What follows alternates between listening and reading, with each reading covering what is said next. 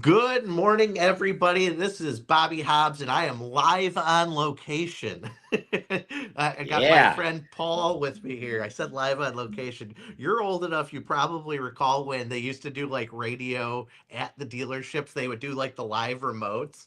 Oh yeah. Like I was never in one like when it happened, but like my dad obviously was in this business since I was a kid, so I remember visiting him when they would do it at his store. Oh And yeah. right, I'm in a store right now and I'm stealing their conference room, and so that's what I feel like I'm doing right now. I've got like my podcast live on location here from Performance Toyota outside of Philly. How you going Yeah, it's today, always Paul? it was always a fun thing when they did that, and it was crazy the amount of people that would show up to those things because again we used to do them at my dealer group um in St. Louis, and people would just show up out of the woodworks, and mostly because there was a crowd and they would see the big antenna thing up in the air and they're, wondering what's going on. But then people would just show up because like the radio station was giving out t-shirts or koozies or something weird. And you're like, Free okay, that's, food, cake. yeah, you know how that is. People will drive 100 miles to get a free koozie. I put my phone down somewhere and I can't find it. And I had my list of what I wanted to go through. So we're gonna just wing it and Do hope you for want the me to best. call you? No, it's good. If I really need to figure it out, I can use my Well, Find My I Phone also thing have your here. list in front of me. So if you want Okay, me to so if give I you if I like, if I miss where I wanted to go on this, you can kind of take us in the right direction. yeah, So I think my initial plan was I like to start off with the news portions of this. So what I wanted to kind of talk about was a little bit was we're seeing a change in production schedules for these manufacturers because of these new tariffs, and more than the tariffs actually existing right now, the scare of the tariff creating a environment that's a little bit more difficult. One of the things I saw is I was reading in automotive news today that most of the brands are looking to push back their new models, not like necessarily the model year, but like anything that's going to be a redesign, like a year hmm, back right now. And I've also heard of a bunch of manufacturers that are pushing back their manufacturing schedule till later in the year to push cars to people, which that one I didn't really, I don't understand that one because to me, if your stuff's less expensive, I'd make it now as opposed to later. But right. so I can't tell you that I have any any insight on that one. But to me, that one didn't seem to make a whole lot of sense to me. What have you been hearing out there? I mean, kind of the same thing. I think there's a lot of uncertainty. I think that also when we put that out there, and the other day I was talking to Don. I call him Don, but most people call him Mr. President or Mr. Trump. I call him Don. But I think that when he kind of came out guns blazing, which he did, and they kind of came out and said we're going to do these tariffs, all that. I think there was a little bit more pushback than what he thought. So I think that there's kind of been this little bit of a tug of war thing going on. And at some level, it's going to kind of normalize down a little bit. But it's kind of one of those things that, it's, uh, I think it was a little bit more of, and there we go. I think it was a little bit more of a gut check thing. And, because of who he is and what his personality is, he said, I'm going to make these statements and just see, if anybody pushes back and how hard they push back. So I think that, we'll find some sort of normalization of it. But yeah, everybody's rightfully nervous about what does that look like. And there's no free lunches, right? We impose tariffs on somebody, they're going to impose them back on us. We impose tariffs on somebody and say it's going to be more expensive for you to bring your product into our country and sell. They're just going to raise the price of the product. So it's kind of like what happened in the auto industry, right? I mean, we complain about things and shy away from things when they're not in our benefit. But what happened with manufacturers? There you go, found it. What happened with manufacturers during the chip shortage? Right, manufacturers looked at it in the very beginning. They said, "Oh my goodness, dealers are making exorbitant amounts of money, and they're charging over sticker in a lot of areas, and significantly over sticker in a lot of areas, and we can't have that." Right, we can't have dealers making all this money because at some level the manufacturers are there are friends that silently whisper mean things behind our backs, So, Right. but I think that I think they looked at that and they said, okay, well, we can organically do a, 15 to 20% increase on the price of our vehicles and take some of that back from the dealers, right? And that's what they did. And kind of unfortunately, when you do that stuff, there's no way to kind of recall that other than just going, okay, now we're going to have massive incentives and rebates, and they still haven't done that yet. So I think that, that kind of explains some of what's going on in our economy and in our industry right now. So it's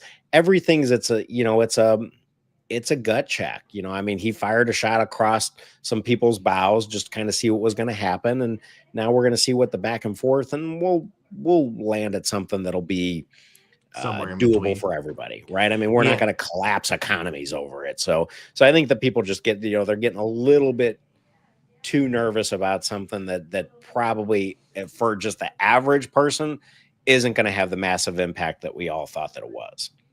Yeah, that's for sure. I think they're kind of overdoing it a little bit, and I think, but the downside is, I think from a customer perspective, we're seeing a little bit of trepidation from the customers in that. I don't know what you've been hearing, but been hearing about some slower sales lead processes and people being willing to make a decision right now because there is that uncertainty. I agree with you. I think a lot of it is posturing from his standpoint. Sure. I mean, but he's also shown to a certain degree that it works for him in other Yeah, situations. he's unafraid. I mean, for sure. So, and in the grand scheme of things, hopefully that ends up actually leveling the playing field. So we do bring more manufacturing back here. You know what I mean? I don't necessarily think that the ideas behind it are terrible, right? I would like to see more manufacturing brought back to the U.S. I live in an area that, I'm from like around the Rust Belt area where there's a lot of manufacturing jobs that have been lost to going overseas. So, I would like to see a lot of that come back. Whether it needs to be a drastic right off the bat, that's to be seen. But hopefully you get the intended consequences of it, and you're able to get some of that back here. Would be my hope. And the problem is the something like that. It's a long-term plan. I mean, to bring industry back, I mean, that's probably a 10-year plan, maybe to get it like solidified. I mean, just to retool or build some of these manufacturing plants is crazy. I mean, here we have one of our agents that lives in the Midwest, and her boyfriend is about a 6.5-hour drive away because he's a site supervisor, and they're building a huge Amazon facility up in northern Indiana. It's a 5-year project, right? I mean, so he's got a 5-year commitment to this deal. So, if you started today, you're probably 5 to 7 years out from actual production happening and things.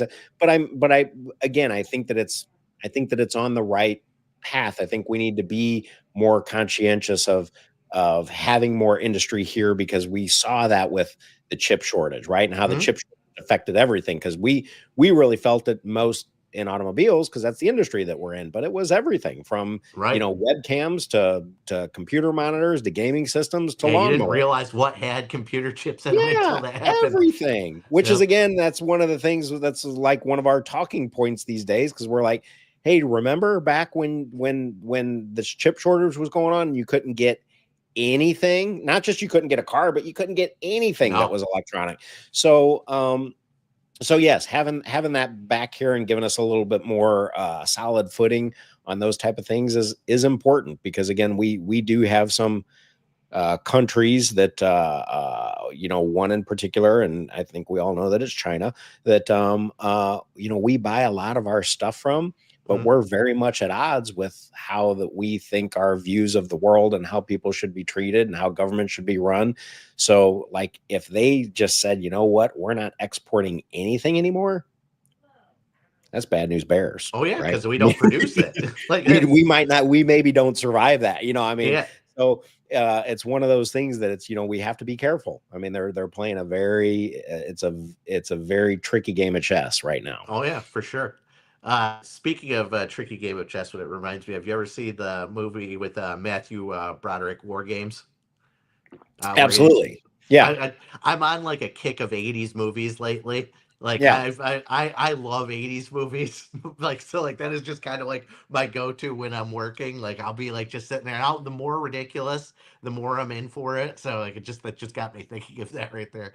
So Yeah. yeah, definitely a very dangerous game you could be playing. The next thing, and then I'll let you go and I'll finish off because I know you got to get out of here in about 10 minutes. So we'll leave you a little short and then I'll end it. The last thing is you were in a beautiful dealership the other day, Yeah. and it just Gorgeous. kind of got me thinking, and because all these dealers, they've went through these different remodeling programs for the manufacturer, and I mean that like from your guys' pictures with Amy, that was like one of the most pretty dealerships I've ever seen in my life.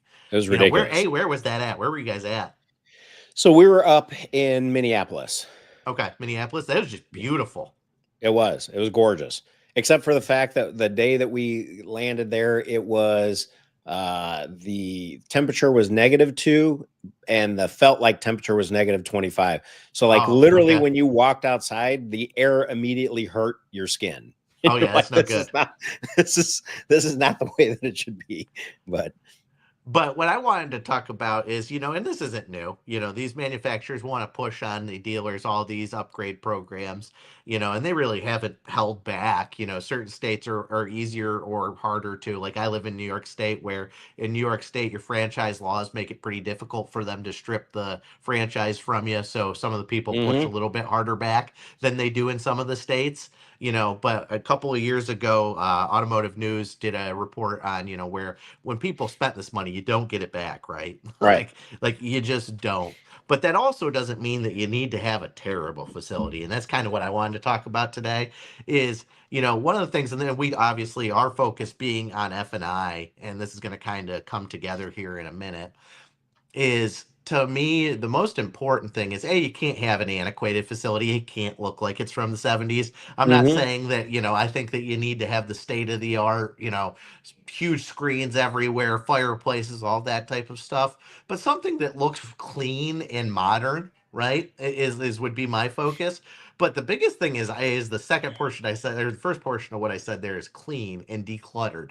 You know, right. I go into a lot of dealerships, even when I'm just calling on dealerships, not even dealerships that are our clients. And I see buildings that are brand new that look like garbage because Yeah. people like just don't take time to make sure that they're clean and structured. I talk about this a lot with finance managers. Man, you can lose a lot of value with a customer when they come in and your office looks like a wreck because you have all of their financial information, and that means the same thing at a dealership level at the whole store, Yeah. because this is a big decision these people are making. You know me, I fight with my father a lot about what I wear when I go into places. He's old Mhm, school and likes to be all suited up, and I like to kind of fight that and not be so formal with things. But there is a certain level of professionalism you need to have. And I think that mainly, and that goes back to kind of like the same thing there with the dress is like, like I always tell him, like, just because I'm not wearing a suit doesn't make it not professional. I wear clean, nice things that are well put together, yeah. and I feel like your store needs to be the same thing. It needs to be clean, organized, and well put together. What's your feeling on that on both the F&I side and the dealership level as a whole? 100%. I mean, appearance is everything. I know finance people, salespeople, that sales managers that they wear polos and they wear so and but they get them dry clean, right? So like when Right. you come in, I see people that look better in their polo Agreed. casual pants because now people are getting to where they're kind of wearing these golf pants that are kind of they're kind of dressy, but they're not dress pants. They're kind of casual. They're more comfortable, and now these kind of the Cole Haan shoes that are kind of like Yep. almost sneaker dress shoes. It's become a more casual industry.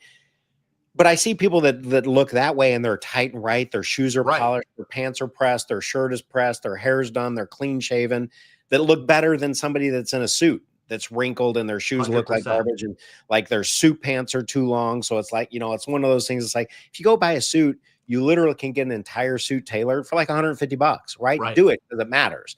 But I firmly believe in that for a dealership that I mean the store that we were just in, yeah, it was an exception, right? And it was gorgeous and it was beautiful, but here's the thing: when I walked in that store, I wanted to be there. right? I Right. mean, it was just a place I'm Yep. like, this is comfortable. This is nice. Like they had two separate waiting rooms. They had one waiting room that was for service, and they had one waiting room that was for actual customers. And the waiting room that was for actual customers was right outside their indoor detail bay.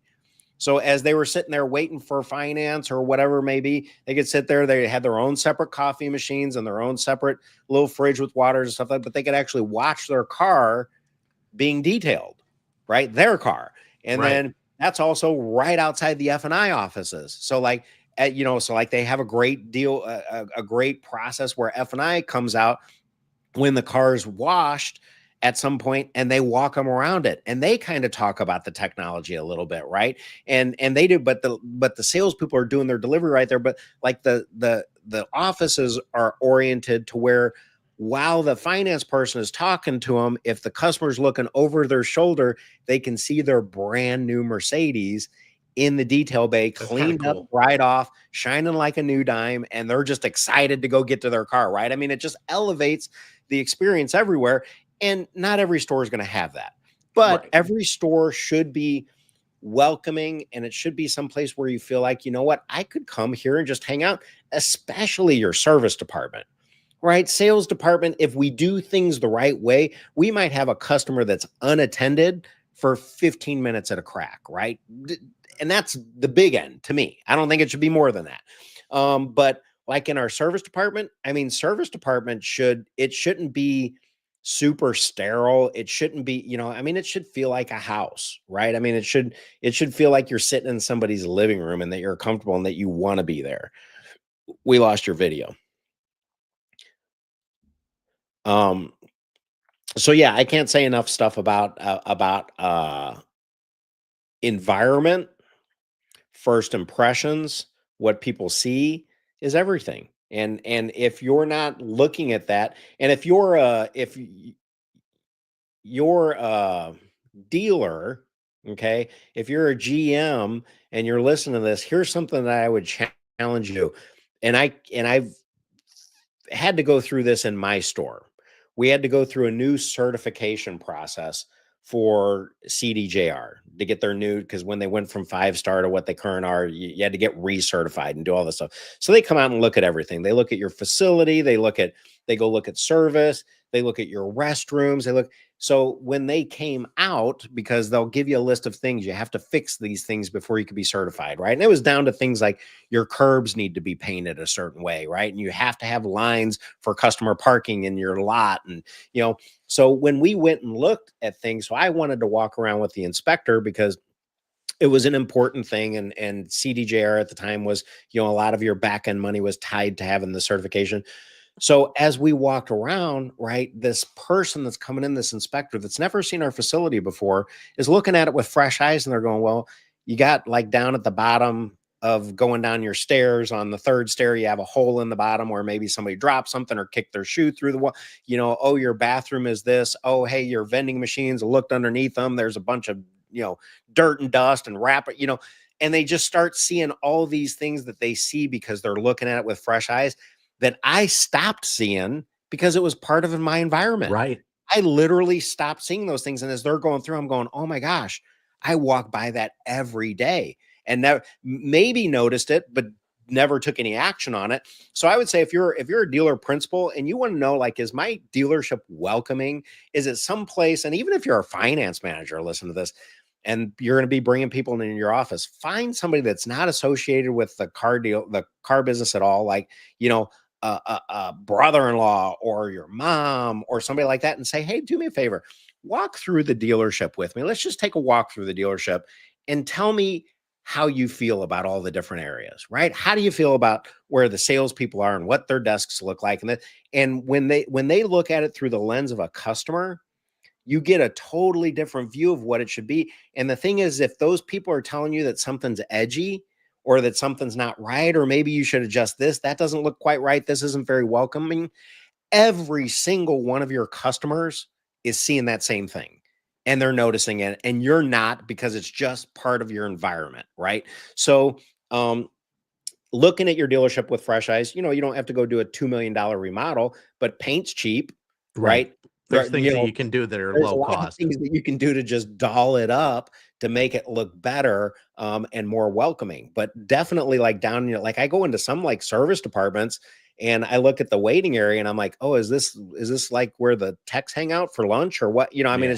it's terrible. The seats are terrible. It's not That's welcoming at all. that's the thing that I notice the most when I go into stores is furniture, right? Like Yeah. I can tell you, I took over a store that was one of the first things I did when I took over. It was a store that we hadn't bought the actual property yet, so we were leasing the dealership itself from the prior owner, so we were under contract to do that for a while. So you couldn't spend money to fix up the location, right? But what you can do is make it more comfortable for the people to be in there, and you Yeah. don't have to spend massive amounts of money either, Mm-mm. right? Like it's like new cheap rubber, right? Used to always be a thing on cars, right? People like to see, right, just Yeah. newer tires. Like it You got didn't nubs matter, on your tires. They're like, ooh, this car's standing right? tall. Yeah, they could be no pops, right? And it Right. wouldn't make any difference what it was, but as opposed to seeing a Michelin with 330 seconds, right? Right. But, I went to Staples and I bought the cheapest chairs that you could imagine that were nice. Like I didn't go in to get folding chairs, but Yeah. but bought the cheapest chairs and we put them together and people like would actually comment about the difference of the place just by Yeah. having some nice, clean places to sit in that didn't look like they were going to catch something when they sat on Right. them.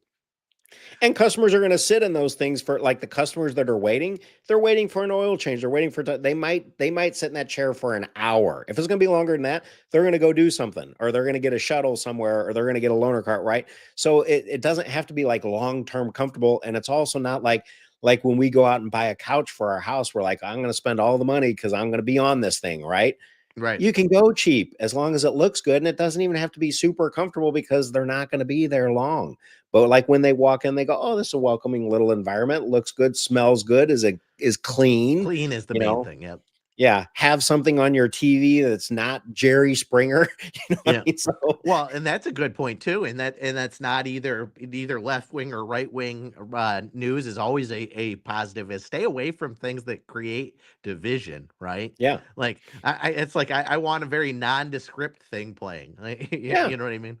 So the other thing that you can do to overcome it, especially if you're in an age store that's a little bit more tired, is overcome what you have with good quality like snacks and coffee in the hmm, waiting area is a big deal. Overdoing it a little bit is maybe the right way to do it when you don't have a place that, if you've got a brand new facility that's beautiful, do I really care that you have amazing snacks and coffee? No. But one way to get me to get past that is if you have something that's a little bit more hospitable while you're there, offering people stuff, a little bit of hospitality, a little bit of customer service there. yeah. If you have people waiting, having somebody ask them if you can get them a drink, get them a snack, anything of that nature, so I think it's It's really funny that important. you bring that up because when we were in this Mercedes store, right, which they had just, I mean, they'd only redone it relatively recently where it was completely remodeled.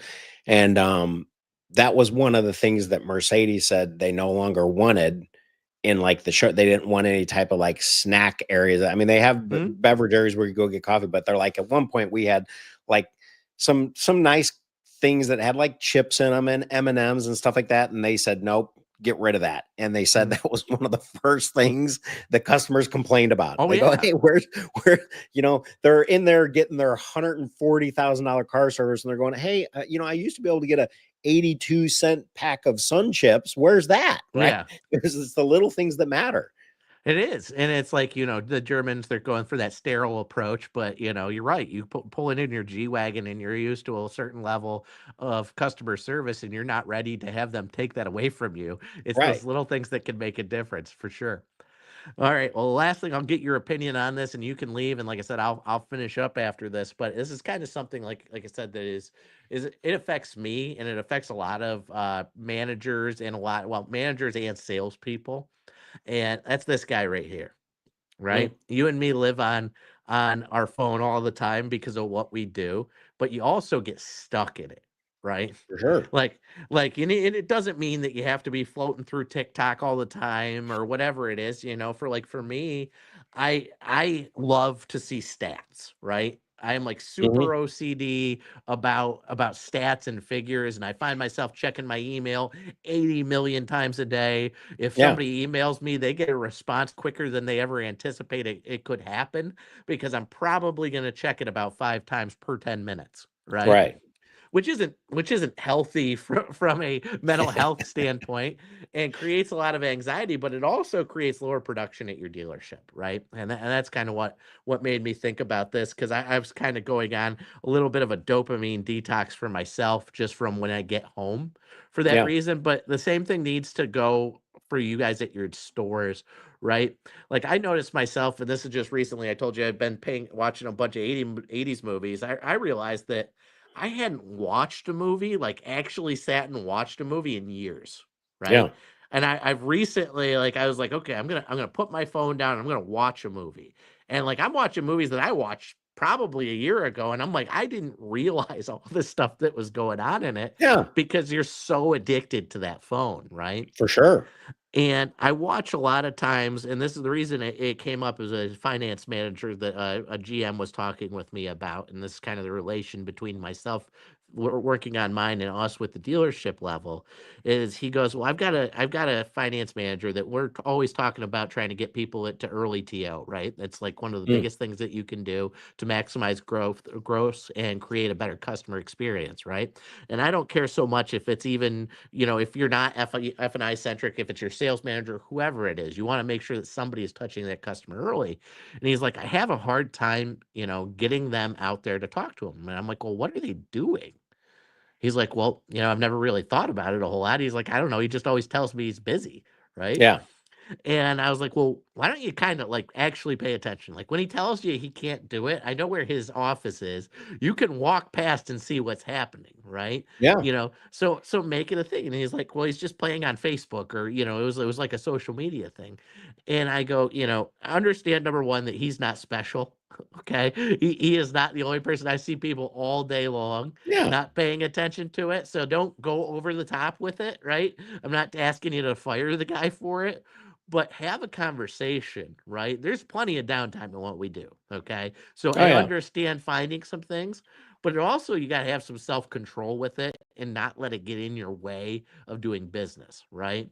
And that was like my thought on it here. And it's just something I think that we could all do from a standpoint of being better mentally and being better in our positions, right? Is being able to realize when is a good time to be on your phone and when's not, right? When is it not helpful? When are you not paying attention to those around you? Right? When are you not, if you're a manager, when are you not being actually actively listening to the person that's talking to you? And I've been guilty as that of Yeah. anybody. I'll be the first to tell you though that I wasn't listening. Like my Right. Yeah. people that used to work with me used to laugh at me, and because I would say to them, I go, they would get done and they'd go, Bobby, and I go, yeah, I wasn't listening. You got to tell me that again. It's Right. not it's not probably the greatest way to do it. The greatest way Yeah. to do it is probably to pay attention the first time. But it takes some self-reflection, as I said, For that I, sure. I want that to be kind of our goal in this industry for this year, is that being open to the things you're not good at. And I know that's not good thing I'm not good at, right? I want to do better than that with my children, right? I'm bad, that's a bad thing I have with my children, is I get stuck on my phone and they're Mhm. with me and I don't pay as much attention to them actively, so I think it's a Yeah. big, big deal. I do the same thing. I kind of I've really tried to make an active choice to regulate that.